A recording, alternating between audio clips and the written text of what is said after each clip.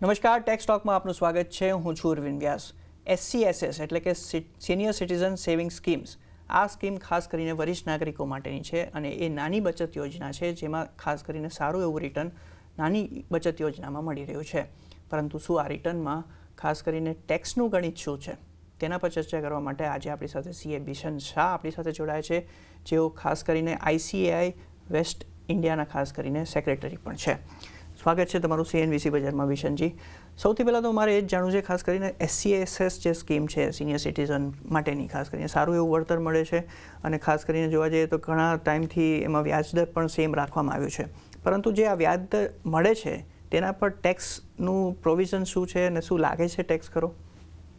એટલે thank you ઉર્વિનભાઈ. આ એક સારું માધ્યમ, અને હું તો હંમેશા એમ કહું છું કે માતૃભૂમિનું સન્માન માતૃ સંસ્થા દ્વારા અને માતૃભાષાના હેતથી, એટલે આ એક સારામાં સારો અભિગમ કનેક્ટ થવા માટેનો પણ આપણા બધા જ ટેક્સ પેયર જોડે તમારા માધ્યમથી થઈ રહ્યું છે અને એમને આપણે આ જાણકારી આપી રહ્યા છીએ, તો ખૂબ ખૂબ આભાર આપનો.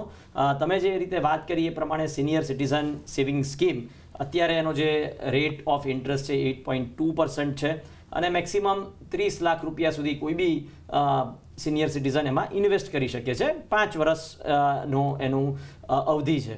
હવે જ્યારે તમે વાત કરતા હોઈએ કે સિનિયર સિટીઝન સ્કીમમાં બેનિફિટ ટેક્સનો કેટલો છે, આપણે એમાં ઇન્વેસ્ટ કરીએ તો આપણને બેનિફિટ થાય ટેક્સમાંથી કે ટેક્સેબલ ઇન્કમમાંથી એનું ડિડક્શન મળે કે ના મળે, તો જે જૂની સ્કીમ છે ઇન્કમ ટેક્સની એમાં ચોક્કસપણે આપણને એમાં ડિડક્શન સેક્શન 80C માં 1.5 લાખ રૂપિયા સુધીનું મળે છે. જ્યારે નવી જે સ્કીમ છે એમાં એનો ડિડક્શનનો કોઈ લાભ મળતો નથી, એટલું હું કહી શકું. ઓકે, એટલે આ ડિડક્શનનો કોઈ લાભ જે નવીમાં છે એમાં નથી મળતો, પરંતુ જૂની રિજીમ છે જો તમે પસંદ કરો તો તમને લાભ મળે છે. પરંતુ એક સવાલ એ પણ છે, શું આ યોજના છે એ તમારી ટેક્સેબલ ઇન્કમ જે થતી હોય તેમાં ઘટાડો કરી શકે?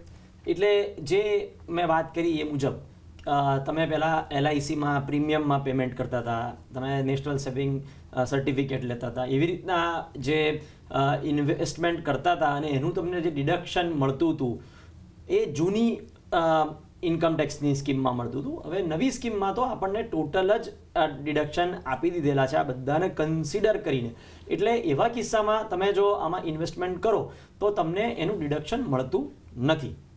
ઓકે, એટલે એ રીતે રહેશે. પરંતુ સાથે સાથે આ જો જેમ કે વ્યાજ મળે છે કોઈને આ સ્કીમ હેઠળ, તો એ કઈ રીતના કયા હેડની અંદર આવશે જ્યારે ફાઇલિંગ કરતા હોય, એટલે 80Cમાં આવશે કે કયા હેડની અંદરમાં આ વ્યાજને આપણે ડિક્લેર કરવાનું રહેશે?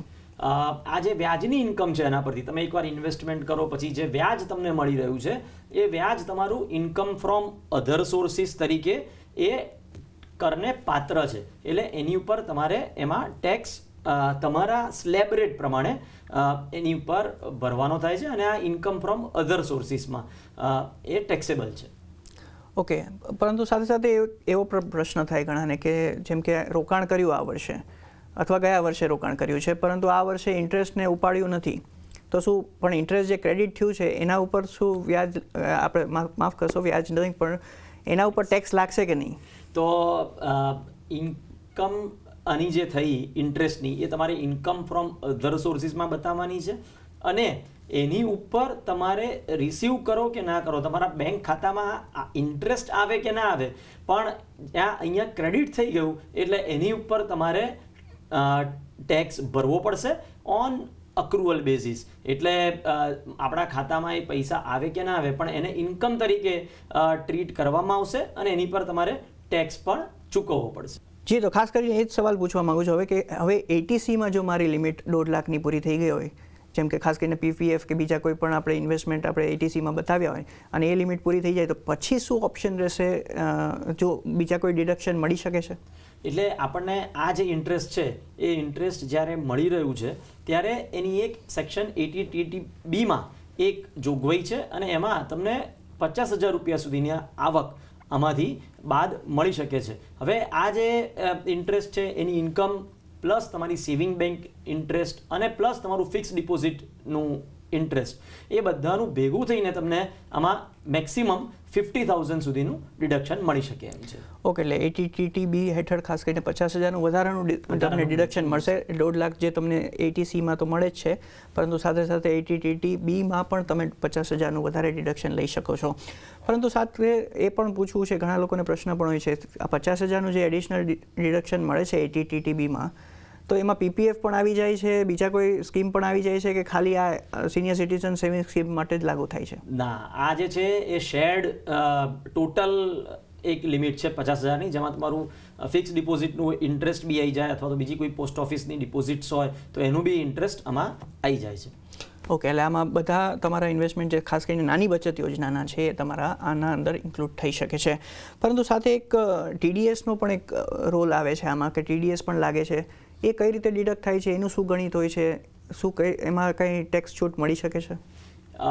TDS જે આમાં જે આવક કરને પાત્ર હોય એમાંથી જે તમને વ્યાજ આપે છે એ સંસ્થાએ તમારો TDS એ ઇન્કમ ઉપરથી ડિડક્ટ કરવાનો હોય છે. હવે આ સ્કીમ હેઠળ તમે 60 વર્ષથી ઉપરના છો તો તમારે જ્યાં સુધી ઇન્ટરેસ્ટ આ 1 લાખ રૂપિયાનું ના મળે ત્યાં સુધી કોઈ TDS આપવાનો નથી. એટલે જેવું એ 1 લાખ રૂપિયાથી વધારાનું ઇન્ટરેસ્ટ થાય તમને, જો જે સંસ્થા છે પોસ્ટ ઓફિસ આપે છે અથવા તો બેંક આપે છે, તો એણે એની પર 10% TDS કાપવાનો છે.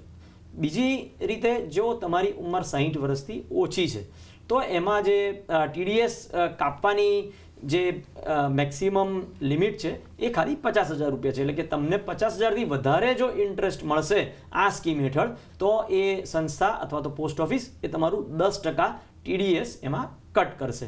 તમારી ઉંમર જો 60 વર્ષથી ઉપર છે અને તમને ઇન્ટરેસ્ટ 1 લાખથી વધારે મળે છે તો એ 10% કટ કરશે. 1 લાખથી નીચે છે તો એમાં TDSની કોઈ જોગવાઈ નથી, એટલે એ TDSને પાત્ર પણ થતું નથી. ઓકે, એટલે આ ખાસ કરીને જો 1 લાખથી વધારે છે તો તમારે TDSની જોગવાઈ રહેશે, પરંતુ નહીં હોય તો પણ નહીં થાય. પરંતુ એક સવાલ એ પણ છે કે જો મારી આવકને ખાસ કરીને વ્યાજ ઉપર જે તમારો 1 લાખથી ઓછું છે, અથવા કુલ આવક જે છે મારી જ્યારે રિટર્ન ભરવા સમયે જ્યારે કુલ આવક નોંધાતી હોય છે તો એ પણ કર કરતાં ઓછી છે, તો શું એમાં કઈ રીતના પ્રોસેસ રહેશે? મારે TDSની છૂટ કઈ રીતે લેવી જોઈએ? એટલે એકવાર જો TDS તમારો કટ થઈ જાય તો તમારે એ જ્યારે ઇન્કમ ટેક્સ રિટર્ન ભરો તમે, ત્યારે એ વખતે તમારે એની ક્રેડિટ લેવાની હોય છે. અને તમને ઇન્કમ તમારી કરને પાત્ર ના હોય તો જે TDS કરેલો છે એ તમને તમારા બેંક એકાઉન્ટમાં રિફંડ મળે છે. જો તમારી ઇન્કમ ને લગતો સ્લેબને પ્રમાણે ટેક્સ ભરવાનો થતો હોય તો આ જે તમારો TDS ડિડક્ટ થયેલો છે એની તમને એની સામે ક્રેડિટ મળી રહી છે. ઓકે, એટલે આ રીતે તમારે પ્રોસેસ કરવાની રહેશે. જો તમારી કુલ આવક ખાસ કરીને ટેક્સ કરતાં ઓછી છે, અને એ તમારે ખાસ ધ્યાનમાં રહેશે કે તમારે એક ફોર્મ પણ ભરવાનું હોય છે, ને એ રીતે તમે બેંક અથવા પોસ્ટ ઓફિસમાંથી તમે TDSની છૂટ મેળવી શકો છો. આ સાથે ખાસ કરીને આપણે જૂની રિજીમની પણ વાત થઈ, પણ નવી ટેક્સ રિજીમમાં કોઈ એવી જોગવાઈ છે કે આ સ્કીમ હેઠળ તમે કંઈ કરી શકો? ખાસ કરીને જોવા જઈએ તો ઘણા 12.75 લાખ સુધી તો તમારે ટેક્સનું ડિડક્શન છે અને 0 ટેક્સ છે ન્યૂ ટેક્સ રિજીમ હેઠળ. તો એમાં કોઈ કઈ રીતે ટેક્સ બચાવી શકે છે? ન્યૂ ટેક્સ રિજીમમાં આમાંથી જે બી કંઈ મળી રહ્યું છે તમને એની કોઈ સેપરેટ જોગવાઈ નથી, કારણ કે ન્યૂ ટેક્સ રિજીમમાં સેક્શન 87A તમને રિબેટ 12 લાખ રૂપિયાની ઇન્કમ સુધી મળી જ રહી છે. એટલે આ બધા જ ડિડક્શનને આવરી લઈને એની ગણતરી કરેલી છે. અને એ જોતાં ન્યૂ ટેક્સ રિજીમમાં આમાં કોઈ સ્પેસિફિક એવા ડિડક્શન અવેલેબલ નથી. ઓકે, એટલે ન્યૂ ટેક્સ રેજીમમાં આમ તમારે કોઈ સ્પેસિફિક ડિડક્શન્સ છે નહીં, અને ખાસ કરીને તમને ATC ને ATTB તો જરાય નહીં મળે તમને આ ન્યૂ ટેક્સ રેજીમમાં. ખાસ કરીને તમારે એ જોવાનું છે કે તમારી કુલ આવક તમારી ટેક્સ જે 12.75 લાખ છે તેનાથી નીચે હોય તો તમને ટેક્સની કંઈક લાભ મળી શકે છે. પરંતુ સાથે હવે એક સવાલ એ પણ થાય છે કે જોવા જઈએ તો ન્યૂ ટેક્સ રેજીમની વાત થઈ આપણે, અને સાથે સાથે પોસ્ટ ઓફિસની સ્કીમની પણ વાત થઈ, પરંતુ સાથે સાથે એક પ્રશ્ન હોય છે કે ઘણા નાની બચત યોજનામાં અલગ અલગ જે કપલ હોય છે, સ્પાઉસીસ હોય છે, એ લોકો પણ ઇન્વેસ્ટ કરતા હોય છે. ઘણા લોકો એક ઇન્ડિવિજ્યુઅલથી ઇન્વેસ્ટ કરતા હોય છે, ઘણા લોકો એને સેપરેટલી, જેમ કે 30 લાખની કોઈ લિમિટ હોય આમાં, તો 30 લાખ રૂપિયા ઇન્વેસ્ટ કરે તો એને સારું એવું વ્યાજ પણ મળી શકે છે, અને એને અલગ અલગ છૂટ પણ મળી શકે. એમાં કઈ રીતના ફાઇલિંગ કરવાનું રહે, અને સાથે સાથે એ તમે જો દર્શકોને સમજાવી શકો કે કઈ રીતે લાભ વધારે મેળવી શકો? એટલે તમે સાચી વાત કરી કે એ લોકો જોડે ધારો કે સિનિયર સિટીઝન જોડે એમની જોડે 50 લાખ રૂપિયા છે, તો આજે 30 લાખ રૂપિયા કે 25 એકમાં 30 લાખ ને બીજામાં 20 લાખ રૂપિયા એમના હસબન્ડ વાઈફમાં આમાં ઇન્વેસ્ટમેન્ટ કરી શકે છે.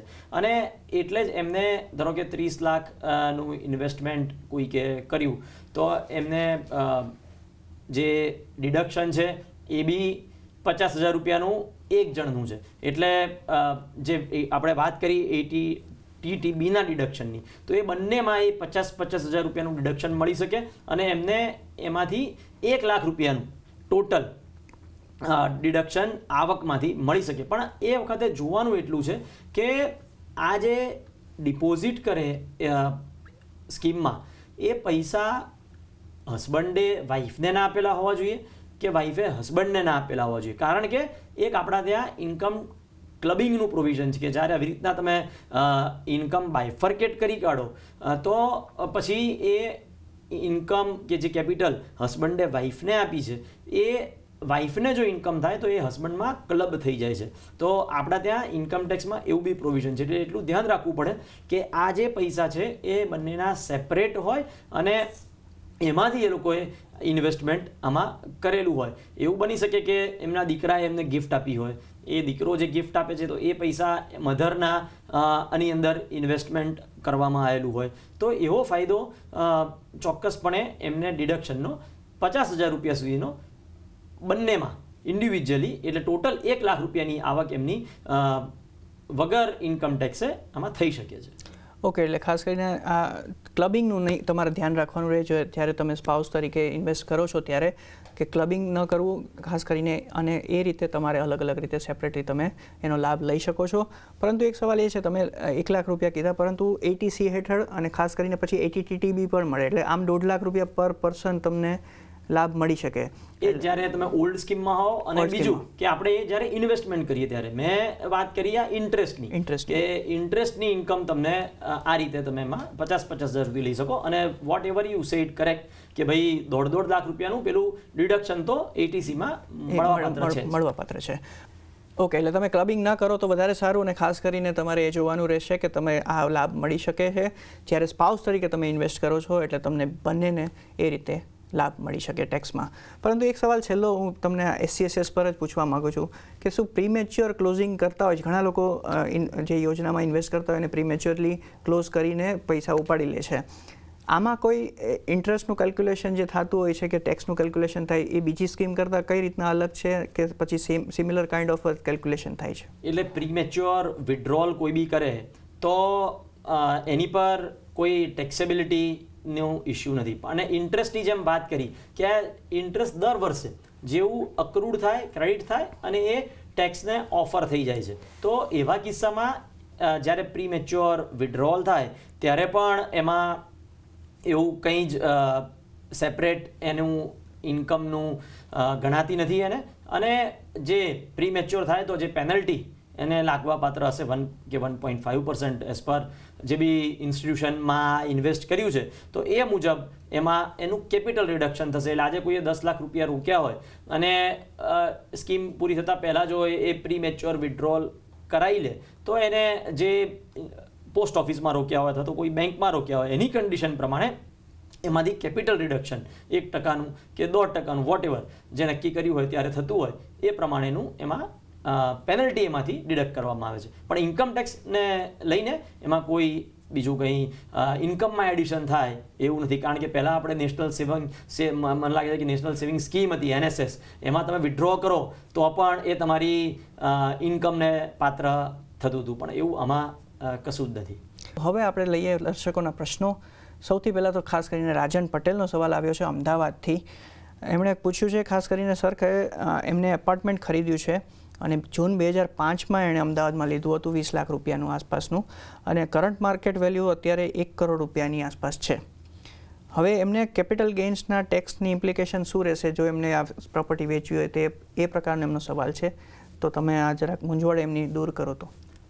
ચોક્કસ રાજનભાઈનો સવાલ છે અને ઘણા બધા ટેક્સ પેયરને આ એક પ્રશ્ન મૂંઝવતો હોય છે કે કેપિટલ ગેઇન ની અંદર ટેક્સ કેવી રીતે આપણે ગણતરી ગણવી જોઈએ. હવે જ્યારે ઇમૂવેબલ પ્રોપર્ટીની વાત કરીએ અને રાજનભાઈએ 2005માં એ પ્રોપર્ટી વસાયેલી છે, ત્યારે અત્યારે બે રીતના આના ઓપ્શન્સ અવેલેબલ છે. એક કે તમે સીધું જ 12.5% જે બી ગેઇન થયો તમને એની પર 12.5% લેખે કેપિટલ ગેઇન ટેક્સ ગણી કાઢો અને એને પેમેન્ટ કરો. ઇન ધ સેન્સ કે રાજનભાઈએ ધારો કે આ પ્રોપર્ટી 2005માં 20 લાખ રૂપિયામાં લીધી હોય અને અત્યારે હાલ એ 1 કરોડ રૂપિયામાં વેચી રહ્યા હોય, તો એમને જે કેપિટલ ગેઇન થયો એ આપણે 1 કરોડ માઇનસ 20 લાખ એટલે 80 લાખ રૂપિયાનો એમને કેપિટલ ગેઇન થયો. તો એના 12.5%ની ઉપર એમણે ગણી કાઢવો પડે એટલે 10 લાખ રૂપિયા. 80 લાખના 12.5% એટલે 10 લાખ રૂપિયા થાય, પ્લસ એની પર સરચાર્જ અને એની સેસ, એમ થઈને સમજો કે ભાઈ 14 લાખ રૂપિયા જેવો એમાં ટેક્સ ભરવાનો કેપિટલ ગેઇનનો એમને આવે છે. તો આ એક મેથડ થઈ. બીજી મેથડ આપણે જે જૂના ઇન્કમ ટેક્સમાં પણ ચાલતી હતી એ ઇન્ડેક્સેશનની છે. અને કેમ કે આ ઇમૂવેબલ પ્રોપર્ટી છે, તો ઇમૂવેબલ પ્રોપર્ટી માટે સરકારે ખાસ કરીને એક જોગવાઈ ચાલુ રાખી છે. કારણ કે તમે જે 20 લાખ રૂપિયામાં એસેટ લીધી હોય એ આજે એની ઇન્ડેક્સની વેલ્યુ કરવા જઈએ તો એક વધારે થાય અને એ મુજબ નું ડિડક્શન તમને તમારા સેલ્સ કન્સિડરેશનમાંથી મળવું જોઈએ. એટલે આપણે જે ઉપર હમણાં જે એક્ઝામ્પલ લીધું કે ભાઈ 1 કરોડની વેલ્યુ હોય, 20 લાખ રૂપિયા એમનું કોસ્ટ હોય, તો એમાં એમણે એનું કેલ્ક્યુલેશન બી કરવું જોઈએ. અને એ વખતે 2005-06નો જે ઇન્ડેક્સ હતો એ 117 હતો, 117, અને ચાલુ વર્ષનો જે ઇન્ડેક્સ છે એ 384 છે. એટલે એ જો 20 લાખની હું અત્યારના હાલની ઇન્ફ્લેશન અને એને ગણતાનું ઇન્ડેક્સેશન કરું તો એની કોસ્ટ મારી 65 લાખ રૂપિયા જેવી, 65,64,000 રૂપિયા જેવી આવી રહી છે. અને મારે હવે શું કરવાનું છે કે 1 કરોડમાંથી 65,64,000 કોસ્ટ બાદ કરું તો મારો જે ગેઇન છે એ 34 લાખ રૂપિયા, 34,36,000 રૂપિયા જેવો આવી રહ્યો છે. અને એનો જે ટેક્સનો રેટ છે એ 20% છે. એટલે પહેલાં જો 12.5% એક સ્કીમમાં, એક ઓપ્શનમાં હતો, જે હવે જો તમે ઇન્ડેક્સેશનનો લાભ લેવા માંગતા હો તો એ 20% છે. તો એની હું ગણતરી કરું તો મારો ટોટલ ટેક્સ 9,77,000 રૂપિયા જેવો જ આવે. એટલે ઓલ્ડ કે અથવા તો ઇન્ડેક્સેશનવાળી જે મેથડ છે એ મારે ઓપ્ટ કરવી જોઈએ. અને મેં જે 2005માં ઘર ખરીદ્યું કે પ્રોપર્ટી ખરીદી એને મેં ક્યાંક ને ક્યાંક ઇમ્પ્રુવમેન્ટ બી એમાં કરાયું હોય કે આપણે કોઈક વખતે એમાં રિપેરિંગ કરાયું હોય, એમાં રંગરોગાન કરાયું હોય, તો એવા જે કોસ્ટ મેં ઇન્કર કરી હોય એનું બી ઇમ્પ્રુવડ કોસ્ટ ઓફ ઇન્ડેક્સેશન એ પણ થઈ શકે. એટલે 2010માં કદાચ એમણે બીજા 50,000 રૂપિયા, લાખ રૂપિયાનો ખર્ચો કર્યો હોય તો એને બી એમાં ગણતરીમાં લઈ અને એ કોસ્ટમાં એમને જે ઇન્ડેક્સ કોસ્ટ છે એ એડ કરી શકે અને એમનો જે ગેઇન છે એ ઓછો થઈ શકે એમ છે. પ્લસ તમે જે સ્ટેમ્પ ડ્યુટી પરચેસ કરી હોય, 20 લાખ રૂપિયાની જે મેં વાત કરીએ ખાલી કોસ્ટ જ દસ્તાવેજની વેલ્યુ હોય, પણ જો તમે એ વખતે સ્ટેમ્પ ડ્યુટી પે કરી હોય તો એ બી તમે કોસ્ટના ભાગરૂપે એડ કરી શકો અને એ પ્રમાણે એનું કેલ્ક્યુલેશન કરી અને કેપિટલ ગેઇન આમાં બતાવી અને ટેક્સ ભરી શકો. પણ આ ઇમૂવેબલ પ્રોપર્ટીના કિસ્સામાં જો જૂની હોય તો મારા ખ્યાલથી ઇન્ડેક્સેશનનો બેનિફિટ લઈ અને પછી જો એ કેલ્ક્યુલેશન કરે કેપિટલ ગેઇન ટેક્સનું તો એ વધારે બેનિફિશિયલ એમને રહેશે. રાજનભાઈને ઓકે, એટલે રાજનભાઈને ખાસ કરીને બિશનજીએ બહુ વિસ્તૃત રીતે ખાસ કરીને ટેક્સનું જે ઇમ્પ્લિકેશન્સ થાય છે તેમને જો પ્રોપર્ટી વેચી હોય તો તેના માટે સમજાવ્યું છે. હવે આપણે બીજા જો એક સવાલ પર જઈએ તો નિધિ શાહ કરીને વડોદરાથી એમને એક સવાલ મોકલ્યો છે. આમ તો ઇન્ક્રીમેન્ટ બધાને આવી ગયા છે એટલે એમને પણ આવી ગયો છે. એ રીતે જ એમણે પૂછ્યું છે કે મારી CTC હેઝ ઇન્ક્રીઝ, એટલે એમની CTC વધી ગઈ છે, 14 લાખ રૂપિયા આ વર્ષના ફાઇનાન્શિયલ યર માટે થઈ ગઈ છે. તો એમને સમજવું છે કે બંને રિજીમ એટલે ઓલ્ડ અને ટેક્સ ન્યૂ રિજીમ અને બંને પર કઈ રીતના ટેક્સ ઇમ્પ્લિકેશન એમને લાગી શકે છે.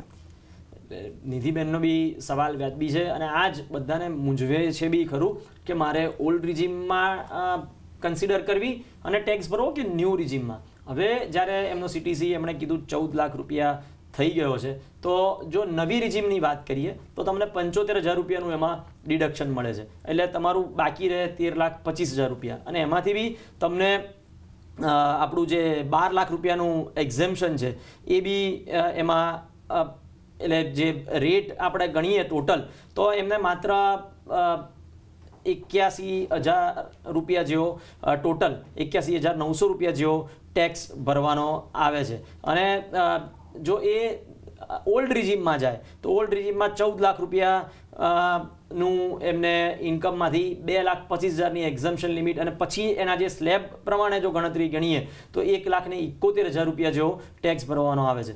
એટલે મારા ખ્યાલથી નિધિબેને ન્યૂ રિજીમમાં જવું જોઈએ. અને આ વખતે તમે જો ન્યૂ રિજીમમાં જાઓ તો એવું કંઈ જરૂર નથી કે આવતા વર્ષે તમે ઓલ્ડ રિજીમ સિલેક્ટ ના કરી શકો. એટલે આમાં વિધાઉટ એની ઇન્વેસ્ટમેન્ટ કોઈ બી ATCનો બેનિફિટ ના લીધો તો પણ નવા રિજીમમાં જવું એ એમના માટે વધારે બેનિફિશિયલ છે. ઓકે, એટલે ખાસ કરીને નવા રિજીમમાં તમારે જવું જોઈએ રિંધીબેન, ખાસ કરીને એ રીતના, કારણ કે તમારું ઇન્વેસ્ટમેન્ટનું જે વિગત પણ તમે આપી છે એ CTCની જ આપી છે. જો બીજી કોઈ ઇન્કમ હોય તો પછી એ રીતના તમારું ટેક્સનું કેલ્ક્યુલેશન પણ થઈ શકે છે. આ સાથે એક ત્રીજો સવાલ પણ છે અશ્વિની ભટ્ટનો અમદાવાદથી. તેમણે પણ એક સવાલ પૂછ્યો છે, ખાસ કરીને એમને ક્રિપ્ટોમાં લાસ્ટ યર ઇન્વેસ્ટમેન્ટ કર્યું હતું. હવે કેટલું ઇન્વેસ્ટમેન્ટ કર્યું હતું એ નથી આપી એમને વિગત, પરંતુ એના ઉપર ટેક્સ ઇમ્પ્લિકેશન શું થઈ શકે છે ક્રિપ્ટો પર, ખાસ કરીને ડિજિટલ એસેટ છે એટલે એ રીતના. અને આઈ ગેસ એ VDAની અંડરમાં આવતું હશે, વર્ચ્યુઅલ ડિજિટલ એસેટ, અને એમાં કઈ રીતના એને ફાઇલિંગ જ્યારે કરતા હોય ત્યારે ડિસ્ક્લોઝ કરવાનું રહેશે. ઉર્વિનભાઈ, અને આ બધો જ બધાને એમ થાય છે કે આપણે ક્રિપ્ટોની રેસમાં રહી જઈએ, ઇન્કમ જનરેટ નથી થઈ.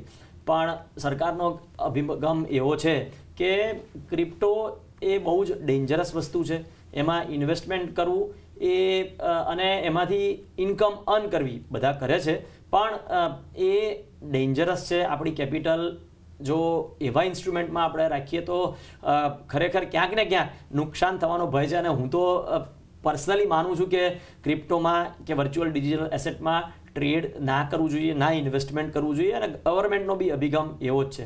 એટલે ક્રિપ્ટોમાં જે બી ગેઇન થાય એમાં સીધું 30% પ્લસ સરચાર્જ ને સેસ એ તો છે જ, પણ કોઈ બી એક્ઝેમ્પશન અવેલેબલ નથી તમને.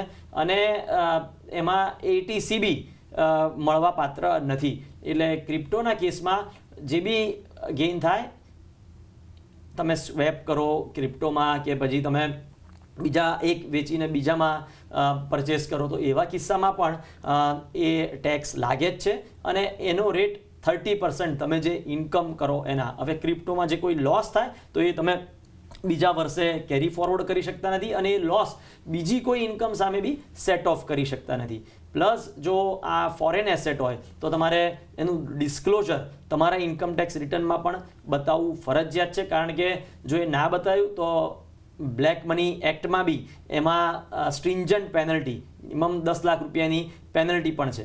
એટલે સમજી વિચારી અને એક કોન્શિયસ ડિસિઝન લઈ અને ક્રિપ્ટોમાં ઇન્વેસ્ટમેન્ટ કરવું જોઈએ. અને highest rate 30% is the tax rate. એટલે એ સંજોગો ધ્યાનમાં રાખીને અશ્વિની બેનને આ સલાહ બની રહી છે. પરંતુ ખાસ કરીને એ જ જોવાનું તમારે કે ખાસ કરીને ક્રિપ્ટોમાં ઇન્વેસ્ટ કરવું કે નહીં. અને જો તમને એ વસ્તુની ખ્યાલ ન હોય તો તમારે પ્રોપર વિગત લેવી અને પછી જે રીતના તમારે ઇન્વેસ્ટમેન્ટ કરવું જોઈએ, જેથી તમારે ટેક્સ ઇમ્પ્લિકેશન્સ પણ લાગી શકે, વાંધો ના આવે, અને પેનલ્ટી પણ કોઈ જાતની લાગે નહીં. કિશનજી, તમારો ખૂબ ખૂબ આભાર અમારી સાથે જોડાવા બદલ. અને દર્શકોને ખાસ કરીને આજ તો સિનિયર સિટીઝન સેવિંગ સ્કીમ ઉપર વધુ વિગત આપવા માટે અને દર્શકોના પ્રશ્નોનું સમાધાન પણ લાવ્યું તેના માટે ખૂબ ખૂબ આભાર. Thank you very much. તો આ ખાતે ખાસ કરીને ટેક્સ ટોકમાં આજે આપણે ચર્ચા કરી કે સિનિયર સિટીઝન સેવિંગ સ્કીમ ઉપર ટેક્સનું ઇમ્પ્લિકેશન કઈ રીતનું છે, ખાસ કરીને એના ઇન્ટરેસ્ટ પર. પરંતુ જો તમારા કોઈ પ્રશ્ન હોય તો તમે અમને સવાલ વોટ્સએપ કરી શકો છો 7506660000 નંબર પર, અને સાથે સાથે ફેસબુક અને ઇન્સ્ટાગ્રામ પર પણ મેસેજ કરી શકો છો. તો ટેક્સ ટોકમાં બસ આટલું જ. વધુ સમાચાર માટે જોતા રહો CNBC બજાર. નમસ્કાર.